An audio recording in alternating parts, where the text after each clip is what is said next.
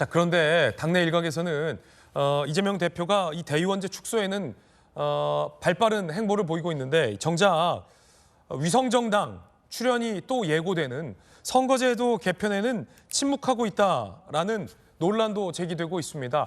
안 그래도 조, 추, 송 등의 분들이 이 위성정당을 만들려는 시도를 하는 건 아니냐라는 관측이 나오고 있는데 이 대표가 답을 안 하고 있다는 겁니다. 선거제엔 침묵.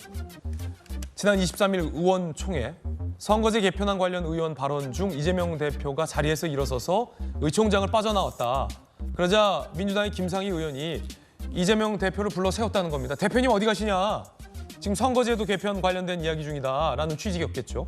그러자 이재명 대표는 아무런 답 없이 의총장을 빠져나왔다라는 보도가 나왔습니다. 이재명 대표는 선거제도 개편에 대한 공식 입장이 없다라는 건데요. 민주당의 이탄희 의원이 이제는 결단해야 될 때다라고 요구하고 있습니다. 이 대표의 입장 표명이 늦어지면 당대표 개인에도 안 좋다. 리더십을 명확하게 해야 총선 이길 수 있다라고 이 대표를 압박하고 있습니다. 비명계 의원들의 모임인 원칙과 상식에서도 성명서가 나왔습니다. 선거제 퇴행 안 된다. 이재명 대표 위성정당 금지 입법 결단하라. 만일 여당 핑계대고 병립형 합의한다면 정치 야합이다라는 비판의 성명도 나오고 있습니다. 김재수 비대위원님. 네.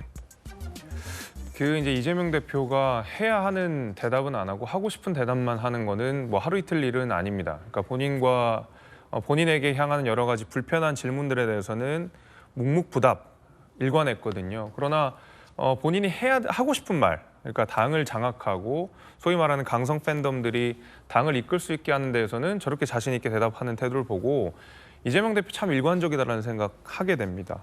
그러니까 앞서서 맞아요. 권리당원의 투표권을 늘리는 방안 요거에 대해서도 제가 분명히 드리고 싶은 말씀이 있는데 이게 무슨 전당대회 때 적용되는 룰이기 때문에 차기 총선이나 이런 데서는 영향이 없을 거라고 생각하는 것은 저는 대단한 착각이라고 하는 것이 국민의힘도 마찬가지고 더불어민주당도 마찬가지고 이 전당대회 룰은 총선에서 경선할 때 룰로 많이 준용이 됩니다. 그러면 앞으로 있을 총선에서 예를 들면 지금 친명이 아니라 어떤 비명 내지는 친문 지역구에 친명 인사들이 가서 어떤 자객 경선을 한다, 자객 공천을 한다 이런 얘기 굉장히 많이 나오고 있거든요.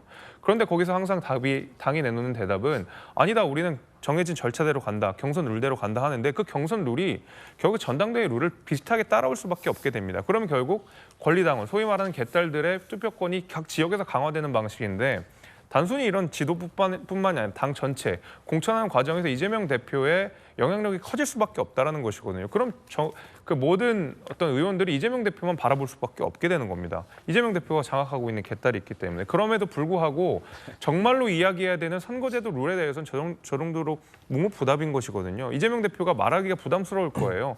조추송으로 표상되는 어떤 강성 민주당 팬덤들의 정당이 일어나도 본인에게 득이 될지 식이 될지 이거 계산하고 있는 거거든요. 이미 그 계산이 있다라는 것에 대해서 저는 이재명 대표가 대단히 비겁한 태도를 보이고 있다 이런 생각이 저는 들고요. 이거 이재명 대표가 대답하지 않으면 누가 대답합니까? 결국 많은 의석수를 갖고 있는 민주당의 선거제도에 관한 이 키를 다지고 있는 건데 여기에 대해서 이재명 대표가 입장이 없다라는 것은 정치를 제대로 하겠다라는 입장이 없다라는 것과 저는 동일하게 들렸습니다. 저는 이제 비판에 절대 동의할 수 없는 것이 대의원 제도에 대한 어떤 그 논쟁은 가능하지만 이것이 총선과 연결되는 건 100% 아닙니다. 대의원의 60%는 당대표 최고위원 투표, 즉 내년 7월에 있을 전당대회 때 요 한 번이고요. 총선 때는 대의원이든 권리당 한 표입니다. 선거제도 개편에 대해서는 이 대표가 왜 입장을 안 밝히시죠? 선거제도 저는 당대표로서 굉장히 고민할 것 같아요. 왜냐하면 이게 정말 이재명 대표의 문제는 아닙니다. 저도 대구에 있지만 선거제도 1년 전에 해야 되는데요. 300명 이분이 다 직무유기한 겁니다.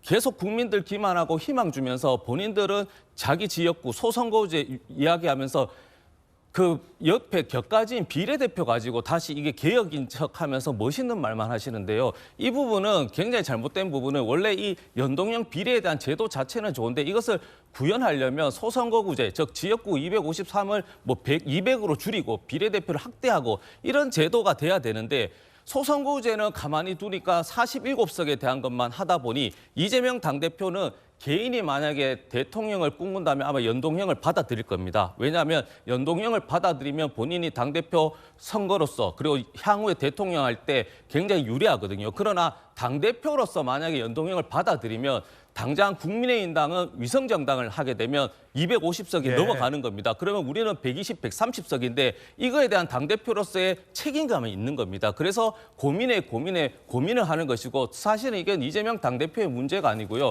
지금 있는 국회의원 300분이 4년 전에 논의해야 될 것을 미루고 선거 이제 다음 달에 예비후보 등록인데 이제 개편한다고 하는 겁니다. 그래서 300명 모두가 직무유기다라는 사실 꼭 말씀드리고 싶습니다. 예, 선거제도와 민주당 대의원제 축소 의결과 관련된 이야기까지 전해드렸습니다.